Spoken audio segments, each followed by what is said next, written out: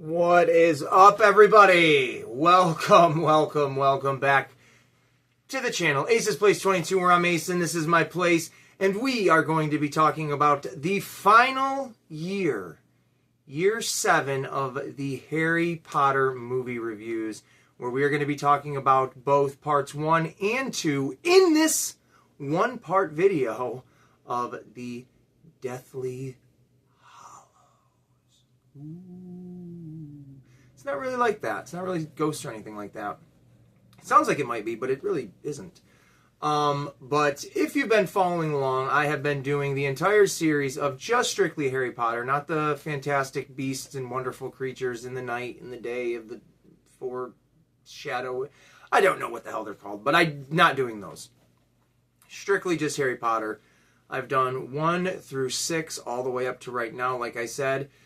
They did put Deathly Hallows as a part 1 and 2 for the movie specifically, but it is one long continuing story. You can pick one, you can watch Deathly Hallows and then part 2 immediately after, and they feel like they are just an intermission happened in between. There is no time lapse or anything like that, so I figured, since this is the only movie out of all 8 of them where there isn't a time jump in between films, we'll just chalk it up as one long movie. So why not? But this is the last movie review I'm doing of 2025. I'm just realizing that right now. The New Year's is in a couple of days. I believe New Year's Eve is tomorrow. Today is the 30th. So, yeah, this is the final movie review of 2025 for me. And it ends with the conclusion of Harry Potter. How, I don't want to say poetic, but how appropriate that the conclusion of a pretty great franchise, if you ask me, and the conclusion of the Ace movie reviews of 2025. It's very beautiful. But that's not all. Well, it is for this video. I guess I shouldn't have said that. Getting ahead of myself. Anyways, let's talk about this. So, in this movie, you have the events from the previous film where... I'm trying to think.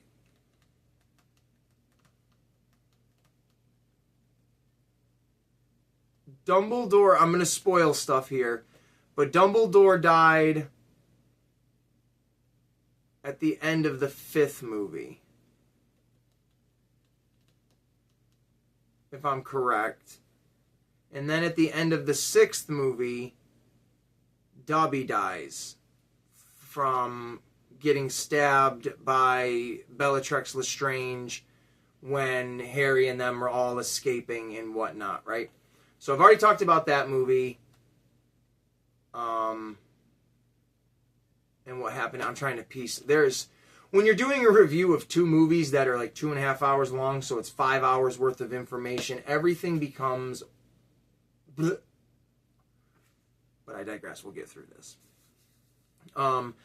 So in the previous movie, we learn that Harry has to find these Horcruxes that are items that have pieces of Voldemort's soul or his being attached to them, because we learn that if you use magic, which, you know what, this isn't a breakdown of the movies, this is just a review, so we're just going to avoid certain things that don't make any sense. But if you use magic to kill somebody, let's say in a negative connotation, like you're murdering somebody, you are a cold-blooded murderer, then a piece of your essence goes into an item that I believe you particularly give it to or attach it to. I'm not really sure. That gets a little mucky for me. But a particular item that you might, attach your dead essence to. And because Voldemort has done this multiple times, killing multiple people, there are all of these items scattered throughout the areas that once found and destroyed, a part of Voldemort's physical being starts to die and he becomes weaker and weaker. So they figure, through Dumbledore's help and everybody else's help, that we need to find these Horcruxes. I believe that's how you pronounce it. And we need to destroy them to, kill Voldemort. So with Harry Potter and the Deathly Hallows Part 1, I will straight up say this. In overall story or whatever to the other films, this is the least interesting one. And maybe not least interesting is the right term, but it's building towards something bigger. So you're really just kind of slowly figuring out certain things to where it's like, up to this point, all of these movies have been, start and finish because we need to have a specific finish by the end of this movie because the next film just kind of picks up and goes. Where with these ones, like I said, this first one, it ends on a huge cliffhanger because there's going to be another one immediately after that picking it up. So it doesn't feel like they need to tell a full story in one movie, which they're not. And you can definitely feel that. And that's probably a better way of describing it. You can definitely feel that there isn't a full story here, unlike the previous films. You get all of the reoccurring characters. I say that in all these reviews. You get all those same characters, McGonagall, Snape, Malfoy, Neville Longbottom, Harry, Hermione, Ron, all of everybody like that. And you've got Draco. Yes. I was trying to figure out what the heck was Voldemort doing in that movie. So while they are hunting down the Horcruxes and stuff like that, Voldemort is hunting down I forget what they call it. It's Dumbledore's wand. It's like the ultimate wand of wands. Because throughout the film, we see these little battles between Harry and Voldemort or this or that. And Voldemort learns, like, my wand is not strong enough. I'm not powerful enough with this. I need the ultimate, wand. And he finds out, it's buried with Dumbledore. He ends up finding it at the very end of the movie. And that's where the huge cliffhanger comes in, which is pretty cool. Because you get... Right?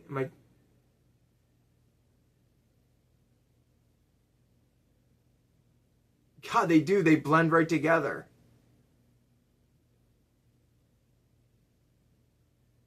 Because I'm trying to think of what Harry's story was. How that ended. I can't even remember now for the life of me. I can't remember. But yeah, you get Voldemort finding the wand and this cool image of him...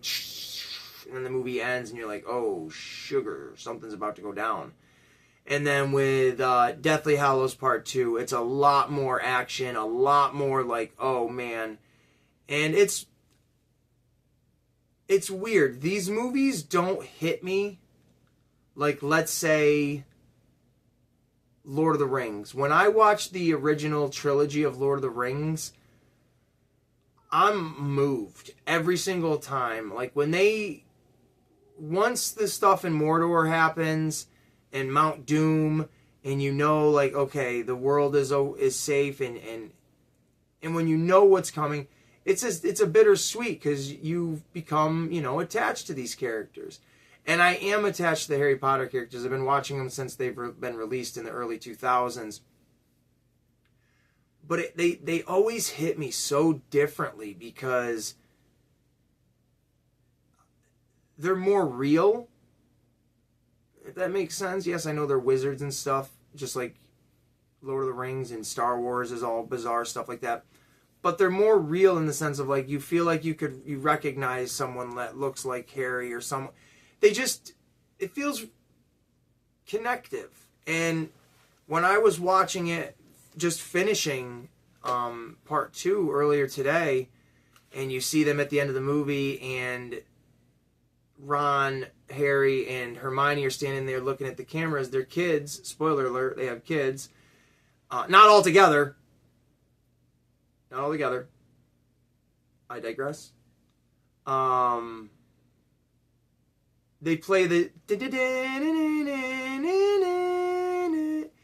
and that's when I feel it, and I'm like, oh, there's not another one.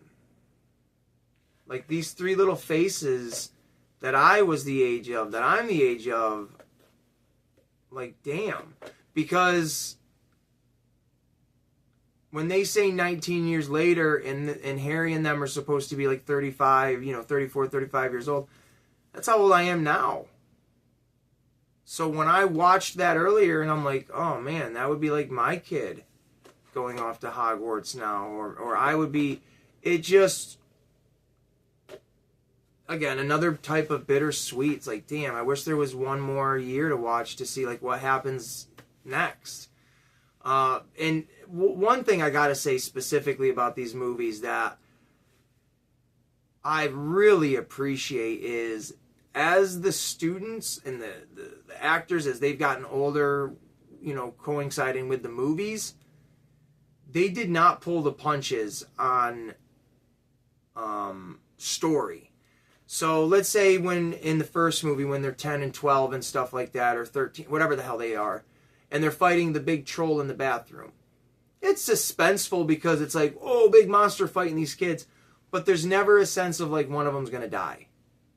You don't get that feeling. You kind of get that feeling in the second one with Ron's sister Ginny.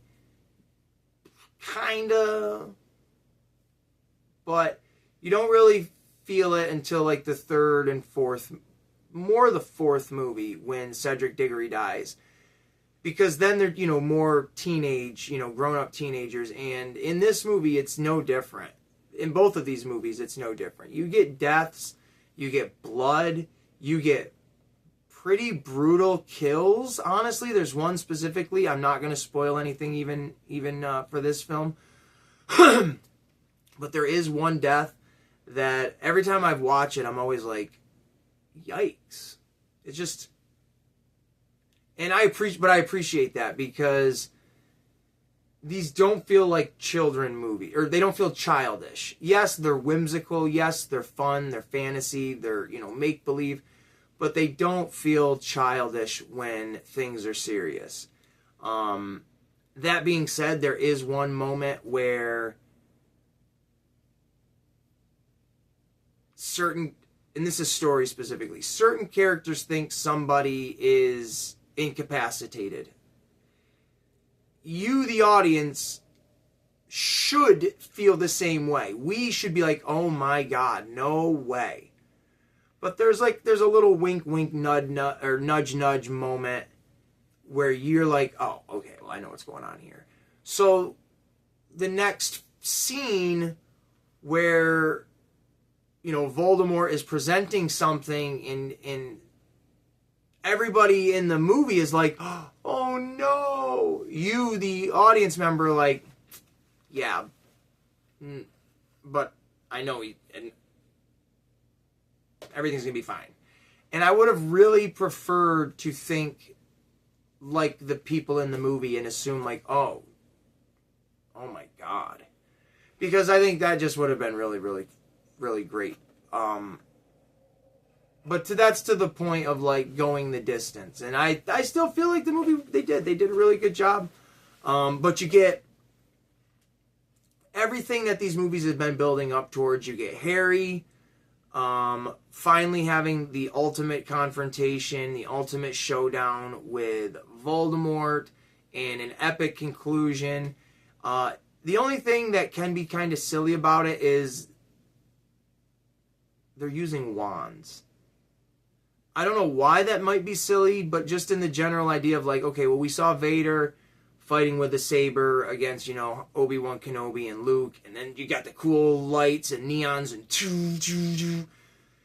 and then you get like Lord of the Rings where it's just badassery with swords that, light up. Frodo's little sword there, and you just get some really cool magical stuff in that in its own right. But with Harry Potter, it just seems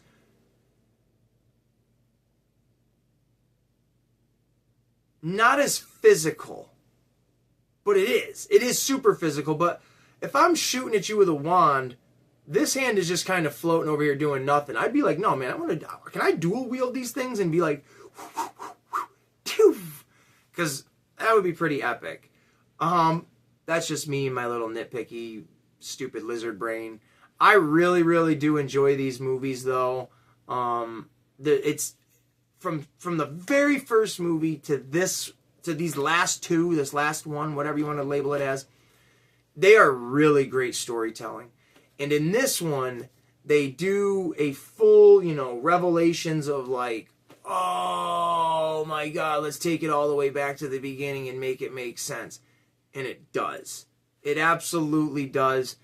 And as someone that often gets confused between movies 5, 6, and 7, basically, I really love how they wrap it all up and explain everything to you within the confines of it making sense in the movie of them telling you everything. It's not just a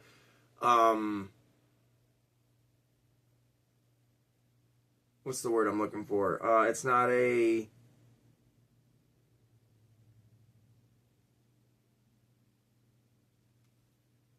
not expedition. That's a vehicle in what you do. You go on. But where they just dump all the information on you at once and you're just like, oh. They play it out really well to where you're like, oh, okay, this makes sense because I've seen them do this before and they're doing it now storytelling-wise. It's very clever. And I really like it. So, I don't know what else to really say about that other than I'm a fan of the Harry Potter movies. Like I said, I got this in my last video. I got this Harry Potter Gryffindor, shirt for Christmas, so I started wearing it in the last video. And in this one, with the scarf, got to represent. And speaking of representing, Aces Place 22 beanies coming soon. Sort of, kind of. I don't know. But, man, the last video for a movie review of 2025. Didn't really think about it until right now, like a little while ago. So, on that note, I want to thank everybody that watches these videos. I don't know if it's the same people over and over. If it's new people all the time, however far along in the video you get. If you make it to this far into the video, I'm speaking to you as the human being. Not as like, let me be jokey and silly, but I'm speaking to you as a human being. Thank you very much from the bottom of my heart. This YouTube journey it just started off being a fun little hobby of like, I'm bored, I don't have friends, and I just want to share the things I love.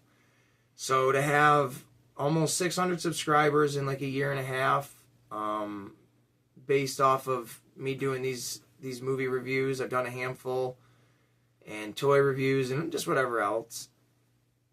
I really appreciate you as a person. For clicking on this video, for listening to my voice, watching my stupid face, and hearing my ridiculous opinions and thoughts. It means a lot to me. I'm going to say it in this video, and I'm going to say it in my Turtle Tuesday video. Because it really, really does mean a lot knowing that there's people out there that would be like, hey, you're alright in our book. So, if you guys don't mind, if you haven't already, liking, subscribing, sharing the video, giving a comment down below, because honestly, I'd still be doing YouTube even if I didn't have a lot of subscribers, but I wouldn't be enjoying it as much without people enjoying me. So 2026, it's going to be a good year for everybody. I could just feel it in my bones. And going to be doing lots more movie reviews. All the same junk. Just different stuff. So, if that made sense, until next year, folks, thank you guys so much for watching. From Aces Place 22, I wish you all a very happy new year. And we'll see you in the next one.